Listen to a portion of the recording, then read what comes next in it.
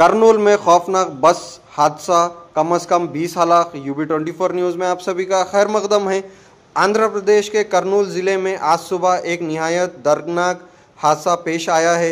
हैदराबाद से बेंगलुरु जाने वाली एक प्राइवेट बस मोटरसाइकिल से टकराने के बाद आग का शिकार हो गई। इस हादसे में कम से कम 20 मुसाफिर जलकर हलाक हो गए, जबकि कई ज़ख्मी हुए। तफसीलात के मुताबिक बस का दरवाज़ा जाम हो गया था, जिसकी वजह से मुसाफिर टूटी हुई खिड़कियों से निकलने पर मजबूर हुए। वज़ीर आज़म नरेंद्र मोदी ने मरने वालों के लिए 2 लाख और तेलंगाना हुकूमत ने 5 लाख की इमदाद का ऐलान किया है। हादसात की वजूहात और सेफ्टी मेजर्स पर सवाल खड़े हो गए हैं। అదృష్టవశాత్తు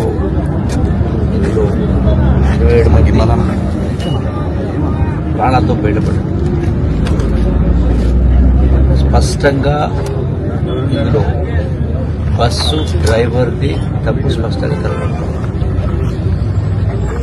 అంటే మోటార్ సైకిల్ ముందర పోతా ఉంది, ఆ వెనక ఆర్టీసీ బస్సు వస్తా, ఆ బస్సు డ్రైవరు ఆ 2 వీలర్ యాక్సిడెంట్ చేసిన సందర్భంలో ఎప్పుడైతే ఆ 2 వీలర్ క్రష్ అయ్యి బస్ కింద ఇక్కడ జరిగిన సంఘటన చెప్పిన వాళ్ళు చూస్తే డ్రైవర్ కనీసం ఎప్పుడైతే స్కూటర్ కు యాక్సిడెంట్ చేసిందో ఆ స్కూటర్ బస్సు కిందకి వెళ్ళిందో వెంటనే బ్రేక్ వేసి బస్సును ఆపి ఉంటే ఇంత ఘోర ప్రమాదం జరిగేది కాదు. 100-200 మీటర్ అట్లే బస్సును లాక్కెళ్ళి స్కూటర్.